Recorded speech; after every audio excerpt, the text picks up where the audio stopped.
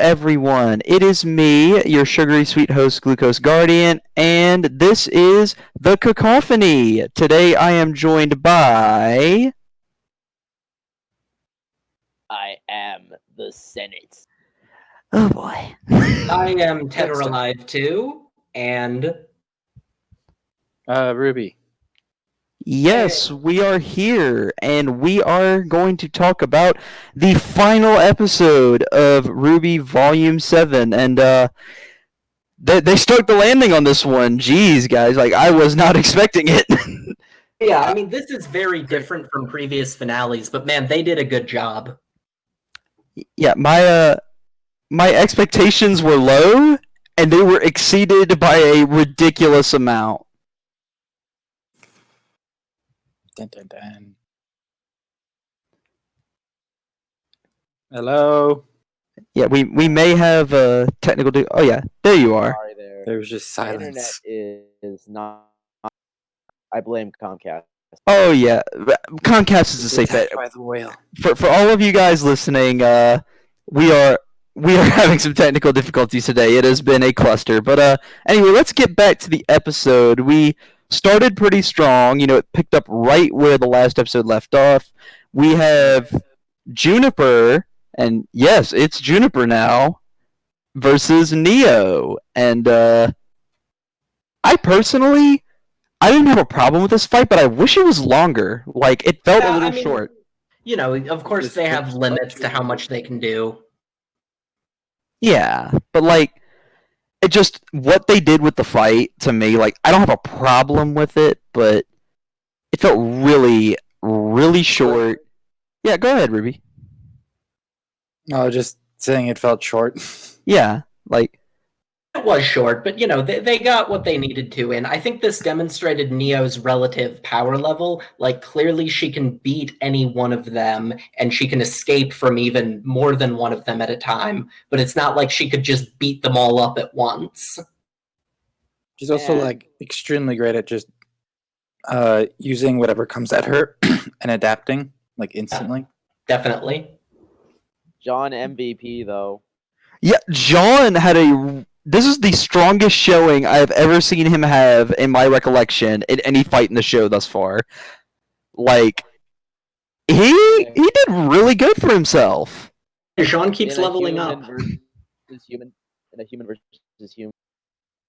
Yeah, like, my boy, I used to hate him, but, you know, look at the glow up, you know? Just, wow. Sword. The sword. Swing his sword. Now he No. finally has a sort of range with his, like, shield bash thingy. Yeah, the gravity bash. I really liked that. Oh, that's That- what it's called? No, but like that's what it was, because you know he has the gravity dust in his emblem. Like he used it earlier when he was like using it as a kite. Yeah, he used that to slow his fall. Yeah. Yeah. And God. What? But yeah, as cool as the fight was, and as nice as it was to see Juniper have a good showing, they didn't win, and It was a little lame to see Ren, Nora, and Jean like running through the halls and like clearly leaving Oscar behind. Like, he's the one with the relic. You should notice if he's falling behind. Yeah, you really should have picked up on this. Like, Seriously, Laura he's what, could have probably, carried He's him. the he's probably strategist. what, like 80 pounds or something. Grab him. John is in heavy armor for like Nora is definitely strong enough to just hoist boy over her shoulder and just run. Like, come on. But because of Juniper's momentary lapse in judgment, Neo now has the lamp. Dun dun dun. She So, just says the name shit. Oh, wait. How dare Neo deserves better. now here's my question to you Neo guys. deserves better. This isn't in the script, but now that she has the lamp, or rather, she and another concerned party have the lamp, what do you think they're gonna do with it? I think they're gonna give it to Depends. Salem. Yeah, you think it's just gonna be Like, How do Neo you and feel, Cinder? Samurai? I think that Cinder's on her own now. She's off the reservation. You Yeah, she think definitely so? seems like Well, that. the lamp is absolutely enough to buy her way back into Salem's good graces. I mean, Does Salem she cut her want off that? because she, huh? Does she still want that? That's the Yeah. At least she Yeah. does. Otherwise, she would be willing to kill Ruby. Yeah, here's my question though: is like, why would Salem need the lamp? Like, I don't know. Ruby needed it because they had a Just a- question or questions. What would Salem need to know? Like, what would she have questions about? Can you send an email to my good god friends? How do I kill Ozpin for good? Oh, That's an option. There's also just the fact we don't know what her end goal is. She may be trying to summon the gods. She may not be. That's what I got from her story, was that she wants to get back to the gods. If nothing else, she could use the lamp to ask how to get the beacon relic because she still hasn't been able to find it. yeah. You know Wait, what does that I mean thought they've of? done it before? I mean, what? Like she's gotten to the point where she's had 3 relics but couldn't get the beacon one. No, I just No, that she has cinder, so she could open the beacon vault, but she couldn't find it. So she should have the relic of choice right now, but Ozpin just did too good of a job hiding it. Yeah. So I would think her question would be, how do I get the beacon relic? Yeah. How do you get the Beacon relic of relic- choice? Choice, right? Yeah, because the relic of destruction is in Vacuo. Yeah. I feel like choice might be the most dangerous of all of the relics. Oh, it because definitely is. in the Possible. classic sense of like choice and free will being one of like humanity's most important, I feel like the ability to probably control choice would definitely be something powerful. Yeah. You could Like we don't even know what control it. people. Yeah, we don't even know what it does. Mind control seems kind of like counter to what it should be. One theory I've heard is that if you have a choice in front of you, the crown will show you the possible outcomes of your, options. So like it kind of lets you see into the future. You get some Doctor Strange timeline fuckery going on. Oh no! But But you'd also just love to see him in a crown. Yeah. no, you could just assume that Cinder wants the relic so she can find the summer maid. Like she's like if she's already I mean, lost I the don't winter know. maiden powers. I felt like I just don't think anyone can ever have 2 maiden powers. Well, that's no. because Cinder can. Cinder Cinder already is has like definitely 1.1 maiden powers. She stole a little bit of Raven's. Oh, really? No, She stole a only- little, not very much, but she was gonna steal more. Mm-hmm. Yeah. I kind of recall that now that you say that. But yeah, anything else to say about Juniper and Neo going at it? Ren's crying. Ren, oh my god. Oh, yeah. Oh Ren, no, our so bad boy! for him. How could I forget about our boy? He's just had a rough volume. Yeah, and I think as we he get got into his like screen time to boot. now might be a good time to bring up sort of the theme of this chapter, which we'll get into more later. But the chapter is titled The Enemy of Trust, which I think is a good bridge from the theme of the first part of this volume, which is trust, to the theme of the latter part of this volume, which is fear. Yeah. And I think Ren is a good example of how he's being sort of ruled by his fear and his need to do something. We see that a lot this volume, and I think that's a good explanation for his actions. And okay, I was actually not a fan of Ren's actions until a friend of mine that isn't very active on the Crow's Nest, doesn't really listen to the podcast, but they have been catching up with RWBY. Go back and watch Volume 4. And now, like, that you have Ren's backstory again, that it's fresh in your mind, all the stuff that happened in Volume 4. Yeah, watch his actions in Volume 7 again. Almost all of his actions since around that time have been dictated by this, what appears to be this fear of keeping him and Nora safe, because that has always been his end game, it seems like. Even going as far as to become a huntsman, it was to protect her. So it seems like, yeah, this is a ongoing conflict for him, and we're now like reaching the climax of that conflict. And it was kind of unintentional too. I don't think Neo just shifted into Nora to oh, let Like, me give this boy fully a had mental the plan breakdown out. right quick. Yeah. Just like, all right, boyfriend, girlfriend, I can use that so he wouldn't attack me. Yeah. And you can see after the fight, Ren is rattled, you know? He's upsetty. No, like, anything else on this point before we move on? Just in case I missed something else?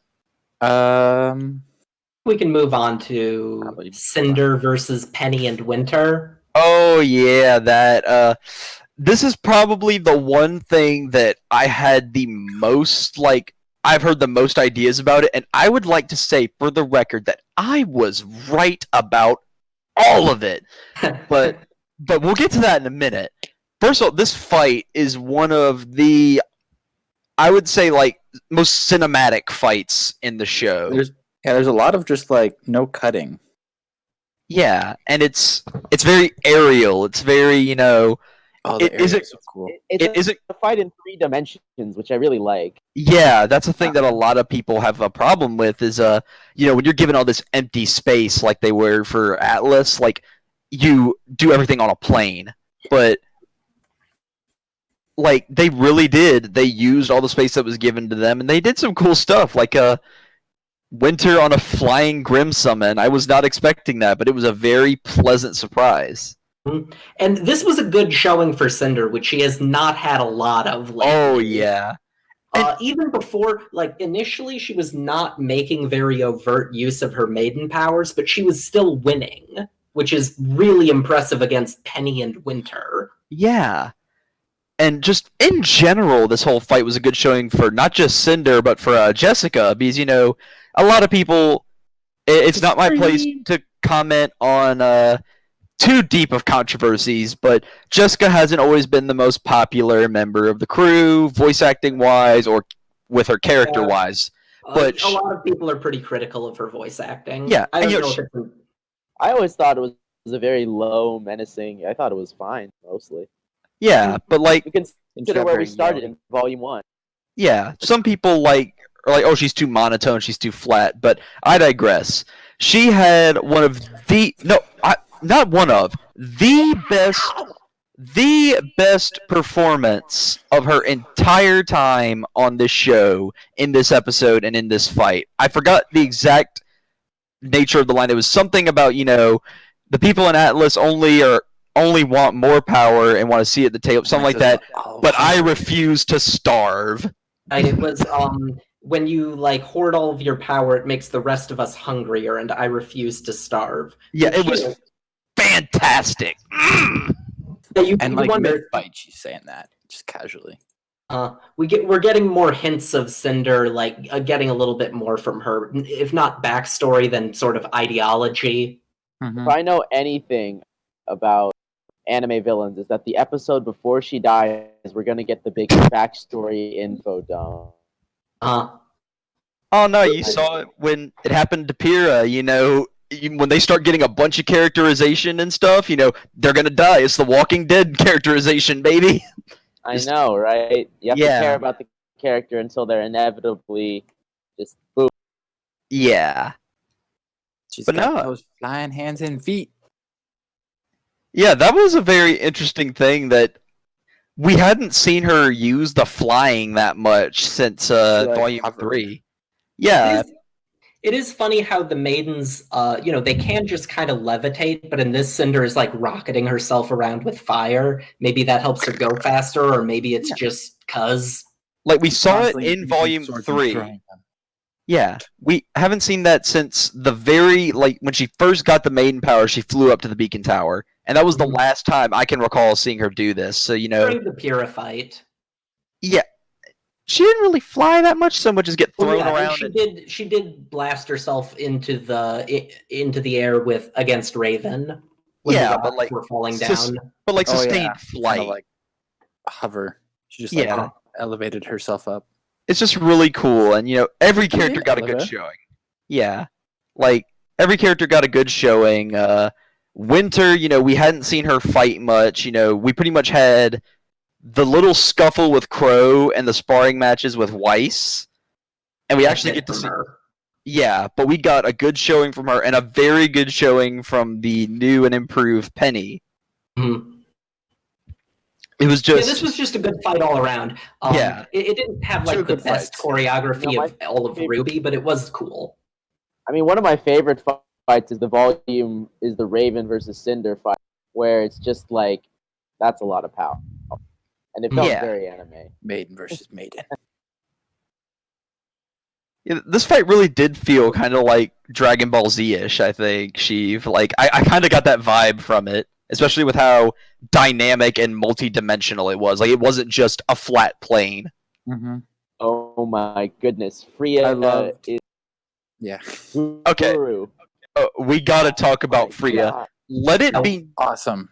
known for the record that I predicted Freya would come out of that maiden vault and smack Cinder, and I was right. I told all of you.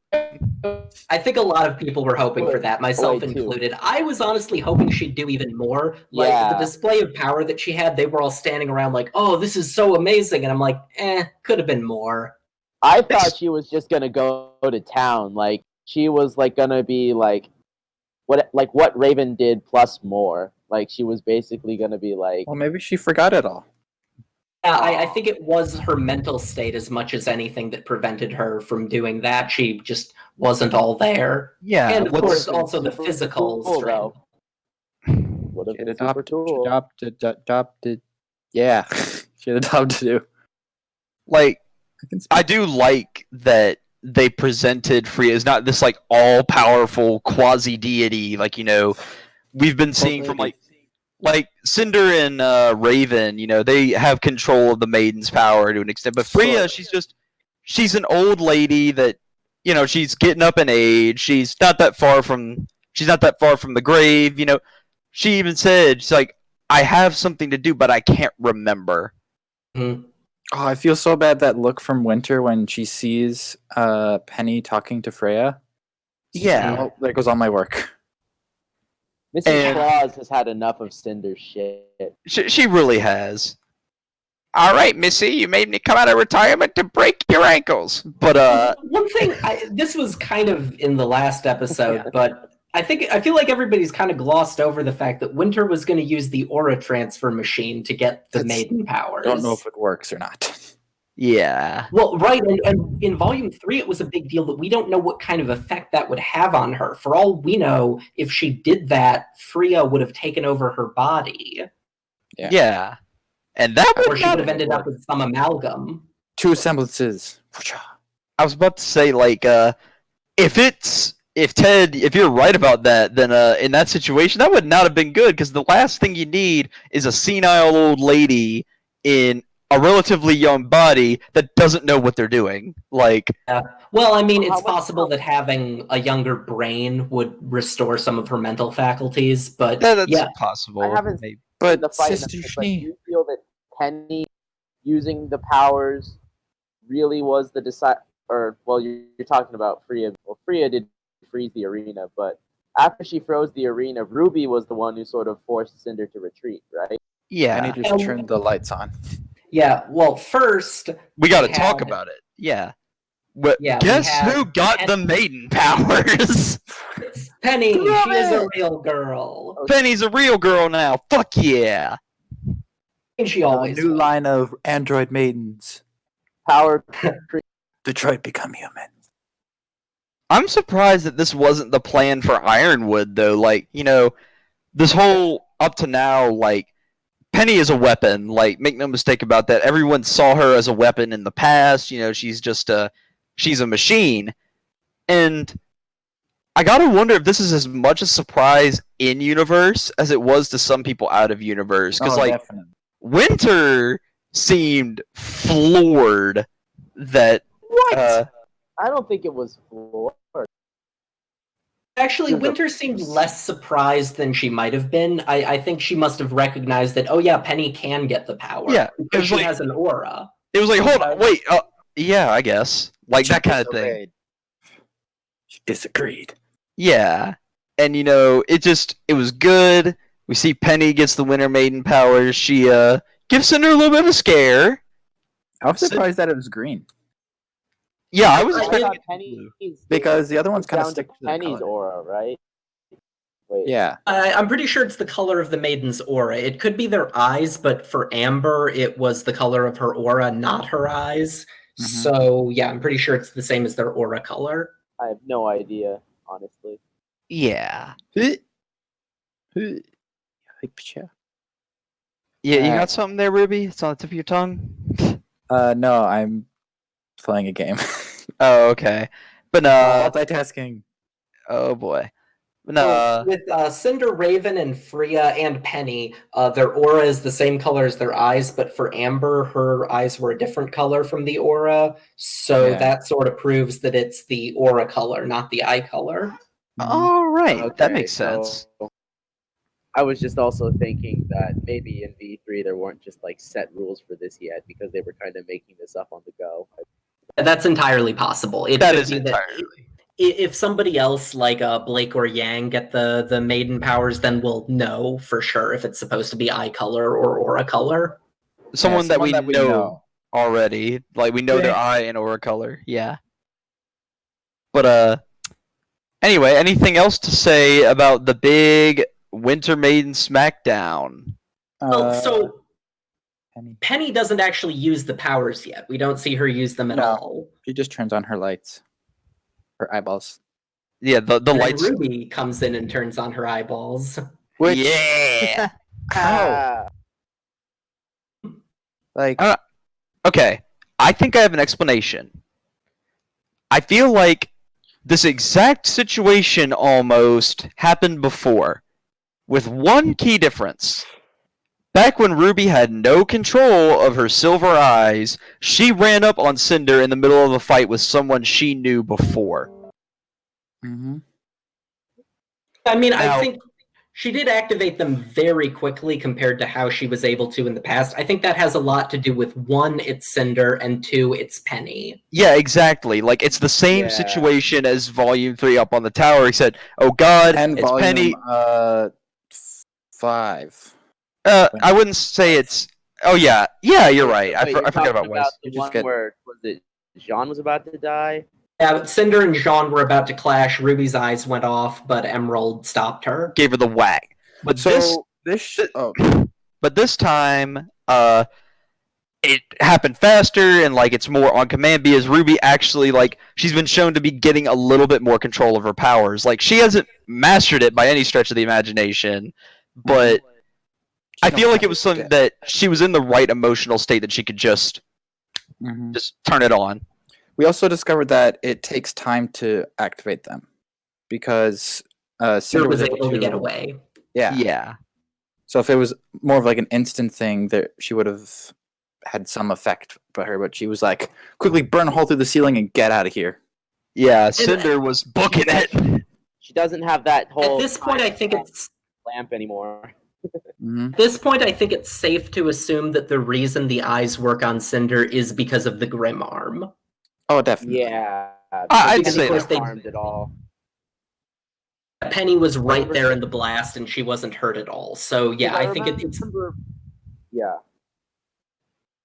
During But that- Volume 4, were there people who were thinking that the silver eyes were anti-maiden? yes. In Volume 4, Salem said something that kind of implied it was the maiden powers that were weak to Silver Eyes, but you know, it could also be interpreted as okay, well, you got the maiden powers through this grim thing, and that makes you weak to the Through Silver the Eyes. spider. The spitter. Yeah. But did the spider just become her arm? Like it I bit think, her the arm. spider, I think the spider became a part of her, and then once she lost an arm, they replaced it with more grim material. Mm-hmm. Yeah. Or grim now? We also got to see her shoulder, which is Twisted and cool. evil. Yeah. Yeah, it We- looks like compared to Volume 5 and 6, it looks like the grim arm is kind of growing over her human, stump. Grim Cinder? Question mark? Grim Maybe- Cinder. Wouldn't that just be like Like just daughter and full son? on grim. Like I'm wondering if we see that because it looks like I'm not. It's too early to tell, but it's possible that it could get to that point where it's like more grim than human. And I'm interested to see where they would go. I don't know why, and just this is going to be a really weird idea, but just hear me out on this. Cinder is based on Cinderella, right? Yeah. Salem is the fairy godmother. Picture her grim. Picture her grim form or whatever, just looking like her head is like a jack-o'-lantern or a pumpkin. I don't know why. Like, picture. No, I get it. Like the pumpkin. Have any of you Yeah, the read the pumpkin Grimm carrot. brothers of the classic fairy tales? 'Cause they Yeah, might the be Brothers I'm fairy a Grimm. Disney tales. kid. Yeah. Like, where are you going with this, Ruby? I'm interested now. Because like we all know this, they are based off fairy tales and stuff like that, because that was very how much the show started. So I'm wondering if there's some correlations with stuff that happened in the Grimm brothers books, which were all these classic fairy tales that we've seen through Disney, but a more darker toned, like clearly not not Disney styled book. Yeah. So I'm wondering if there's any So- correlation to kind of those kind of books. Watts and Hazel are both sort of supposed to be kind of corruptions of classic characters. Watts is Dr. Watson, but instead of falling under Sherlock Holmes' influence, he fell under Moriarty's influence. Hazel is supposed to be what if Hansel lost Gretel and like went mad from grief. Cinder could be the same way, sort of Cinderella, but evil. Cinderella, Fairy but she never went to the godmother ball. was evil. All right. As awesome as this take is, and like how interesting these takes are, we do have to move on. I just looked at the time. Good lord. We get to move.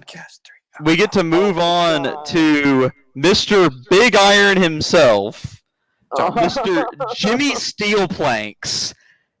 Oscar attempted to reason with our boy, and ladies and gentlemen on board today, and fans listening at home, I must confirm to you with a heavy heart that I am no longer an Ironwood stan. He shot this kid off of Atlas.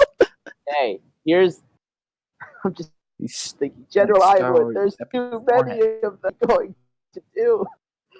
But more seriously, this was the culmination of so much going on in his character. All the build up throughout Volume 7, and even indeed in some of the things in Volume 2 and 3, they did show a man who had the weight of the world on his shoulders, and because he felt that the people around him and the situation around him was so dire, he just ended up snapping. And it's really tragic to see what this man has become at the very season. We see he kind of admits that he knows what he's doing is at least partially wrong. He says, like, I wouldn't trust me either right now. You're making good points, but we just don't have time to consider that. Like, I mean, he does not think... philosophical questions. None of it will matter if she wins. Yeah, he is convinced not that his way is the right way. I'd like to make this distinction. He's convinced that this isn't the right way, it's the only way. Only way to stop Salem from winning. Yeah. And I think that's been made clear at this point, because like he's acknowledging that he's a flawed human being, and shout out to Helena for pointing this out. You notice when he gets ready to go shoot Oscar, Oscar makes one last appeal to his humanity, and he even addresses him as James, not General Ironwood, James. And you see the light goes out from Jimmy's eyes, and he said, "Oh, James, that's what my friends call me. To you, it's General." General Ironwood. Just bang, just shoots him off. I think Ozpin probably was one of his closest friends before this. Definitely. Only friend. I don't know about only friend. I think he considered Crow a friend, but He's got two friends. He hugged him. And possibly even Winter. But yeah, this was a huge step for him. This really is him cutting off the last of his regret, the last of his, Now what's going to happen to him in the next volume? Oh, he's dead. Yeah, I think he's going to have to die next volume. I don't see any other way. I think, either he's going to be a straight up sort of antagonist trying to recapture the Winter Maiden so that he can complete his plan. Sort of like a full-on anti-hero? Yeah, sort of. I would say an antagonist. He's not a full villain, he's an antagonist. Well, an anti-hero is someone who No. isn't full. No, I don't. What you're thinking is an anti-villain. Like it's a separate thing. It's not Basically, the person who's just in the way of the heroes.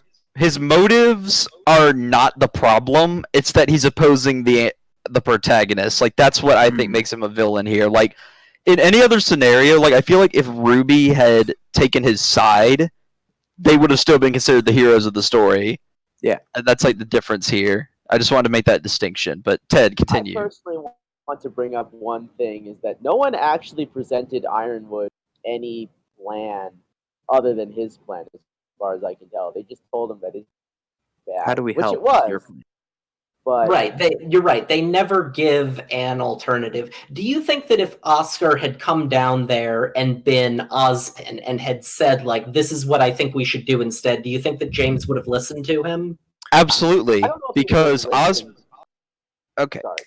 let me just hit this point, and this is something I wanted to bring up earlier, but we were on a roll. You mentioned that Ozpin is James's friend. When you first when James first learns that Ozpin is inside Oscar's head, remember his reaction? How He How- starts talking to him as Oz. Was yeah, so relieved. I think he really was thinking, like, when he heard Ozpin's back, his first thought was probably, oh, thank God, I can leave this to him now. yeah, this guy has been his lifeline, and now here he just at that point, if Ozpin had been the one to talk to him instead of waiting until later, which I got some things to say about that, but No, I think specifically as if Ozpin had shown up and had a plan. If he'd just been like, come on, James, stop. We just got to fight Salem. I think he would have been like, F you, Ozpin. I'm shooting you off Atlas. Yeah, and fuck you, Dad. his expression right when he's like, "Oh, that's not Winter who's here," isn't something of anger or thing. It's like, "Oh, Ozpin's here," because of very much the stature Oscar took as he Yeah, descended. the way And Oscar. Yeah, the first question was, "Is it you?" It was, who am I addressing? To whom am I speaking? Yeah, it was to whom I am speak. To whom am I speaking? Because I bet he really just wanted to hear Ozpin. Yeah, and he didn't, and that leads to now. But all hope is not lost because on the way down, instead of 15 seconds ago, where he would have been useful, in comes Ozpin, stage left. We In get order a to give him magic so that he can survive his so kilometers-long fall. The music, awesome. It is. It's very good. And What is that glow? I think it's magic. I think that is magic. I think it's his old man I magic. don't got to explain anything. it's magic. I don't know how to explain. But what magic did it do? Well, first it busted him through the floor of Atlas, and then it helped him. That was save- his shield. Right. You can see in the last frames that it's his shield that breaks through the floor. So maybe it just awoken his semblance early. Yeah, because we saw. I'm drawing a blank. Ozpin used that exact same ability during the fight with Cinder, or a variation of it at least. The energy from the cane might be some kind of magic that's in the cane. I don't know exactly how that would work, but I don't think this was semblance. I think this was magic. I thought Magic. he slowed time around himself somehow and stopped. That's how he stopped his fall. It was some form of time manipulation. Yeah, he still fell. He fell at the normal speed. I don't think it's time manipulation, but It could be. I don't know. At this point, we're not sure. yeah. And during a little bit after, I haven't watched it in a little bit, so forgive me if I'm a little off on the Right. timing. But around this point, Ozpin starts up with a little speech. It's right after he goes to the floor. Yeah, About fear, which, as I mentioned, is sort of the 11th hour theme of this volume. Mm-hmm. Right after he's shot and does the whole Mhm. thing, there's the whole there's the Silver Eyes. montage part, right? There's Silver Eyes and then montage. Yeah. Silver Eyes, he lands, he breaks through it, and then montage and music time. So do you think he actually said this speech to Oscar, or do you think that it's just supposed to be a narration monologue? I think I it's think a it's more of a narration thing. Because why would he talk to Oscar in all of these long pauses? Yeah, right. It would. I think it's more of a narration thing. I mean, it is a long fall.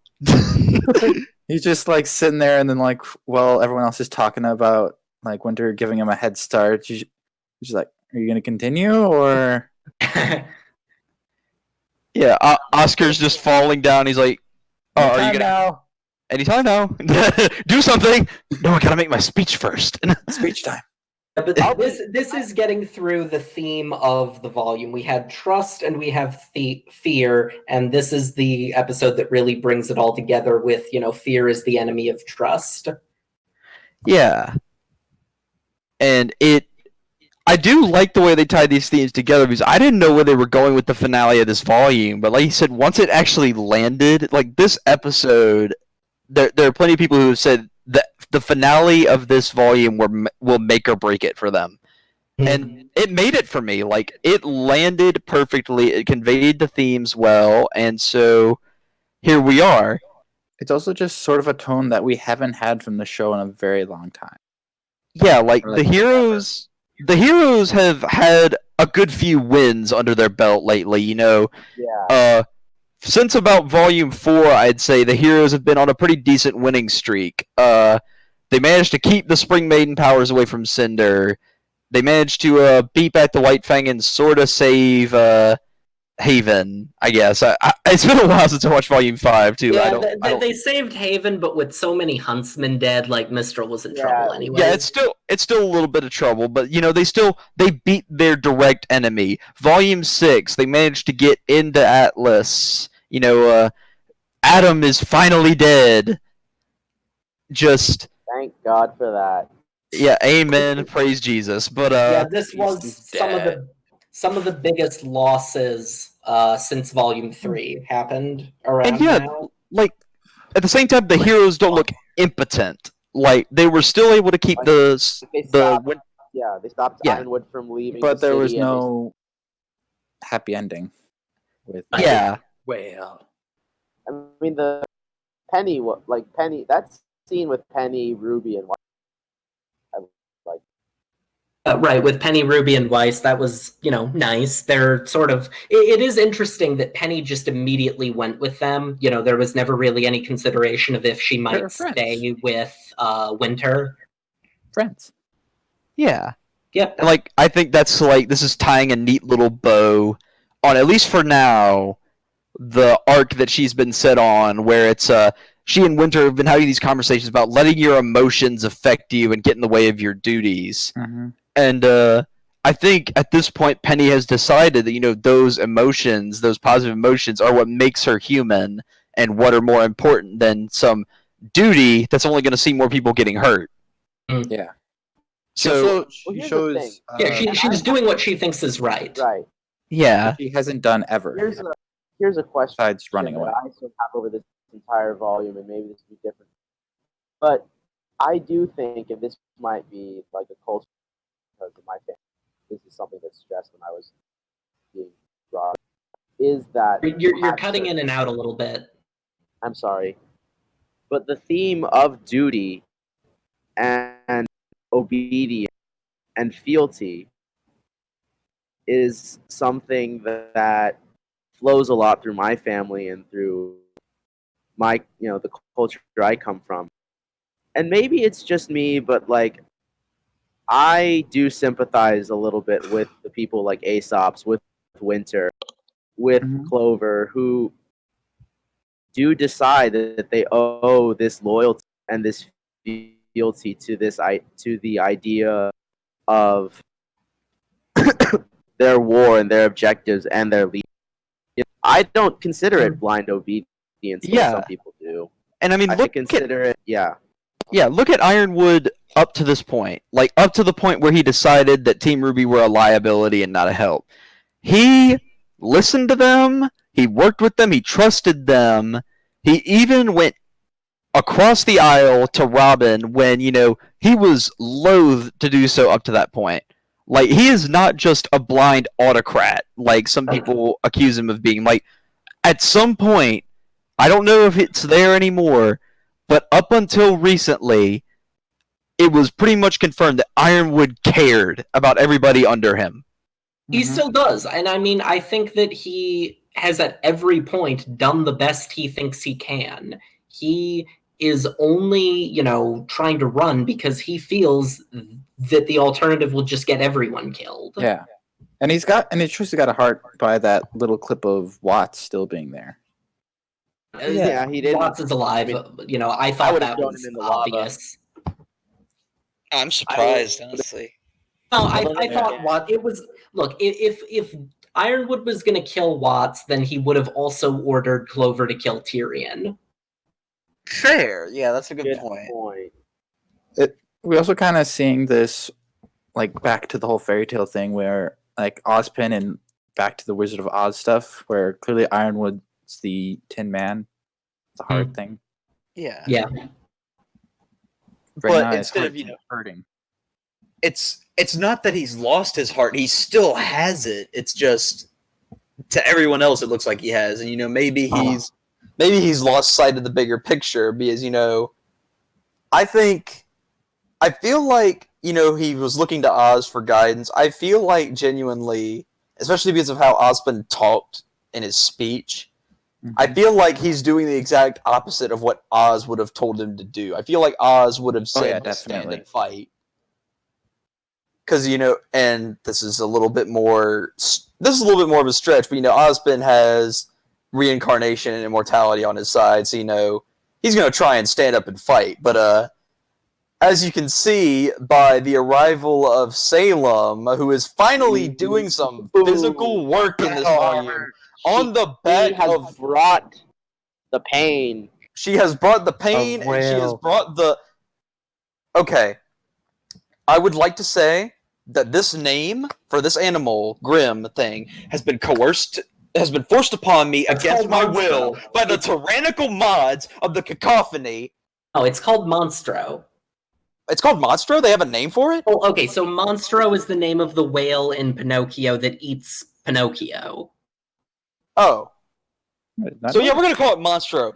Screw you, Jello. We're not calling it Doof. It's Monstro. There we go. I mean, We can't give it a name until it's been in battle. That's what we had to do for Kevin and Levy. His name is Lenny. His name is Lenny. Get it right. But I just thought it was Mommy Salem's minivan. Mommy Salem's minivan. Mommy Salem's minivan. I love that. Right for soccer You practice. know how moms with them minivans are. Yeah, I know. My But like, family included. just how massive this thing is. Like, we have not seen. Kevin was pretty big. Lenny was pretty big. This This thing. thing is massive. This thing is like the size of Atlas. This thing dwarfs This is- everything in the scene around it. It blocks out the sun. Like, This holy. is easily the most the most threatening Grim we've ever seen. Like, I'm curious, does she just have her castle in the back of it? I I guess. don't think so. It looked like there were just some giant crystal Spikes, formations. But honestly, it's big enough that the entire castle could be there. It's just I'm like, just "Psh, saying- I'm taking my house with me. Turn Atlas into a giant wrecking ball. It's the only We'll have way. like what are those things? Just giant fight between like mechanized Atlas and Monstro. Oh no. Yes, we get a kaiju fight, but not like kaiju just fight. the scale. Like, you see Nevermores and Manticores flying around this thing. They're barely specks on its flippers. Like, Jesus. It's huge. This is a whole new level of threat, even apart from Salem herself. Yeah, and like, it is completely mouth. beyond the scale of anything that has been encountered in the show before, period. Like, And on top of that, I really do think Cinder is going to return to Salem. Cinder is going to see this whale fly over there and give Salem the relic. Tyrion is running around Mantle somewhere. He'll try and return to her. She might break Watts out of jail. Who knows whether or not she brought Hazel, Emerald, and Mercury with her. yeah, He we'll deserves see. more love and head So pat. scared for Ironwood. He's either gonna die in the very first episode or Towards the end. towards I guess the that's a very way to start off a volume. Just Sure. boom, dead. I mean, Like, I've seen theories imagine, say. though, imagine though, that's just how you make the big splash. If you just see the unstoppable force Salem's brought, and no matter what Ironwood does, boom, he and a bunch of Atlas military are gone. I've seen the a theory that I've seen floating around is that the first episode is literally going to be Monstro knocking Atlas out of the sky. Like, Tail literally whack the first episode just is going to be, like, establishing... He Yeah, tried to Salem, leave Mantle. Salem ain't screwing around. Funny But, thing is, no matter how much damage you did to Atlas, a little bit of it would still be floating thanks to the relic. True.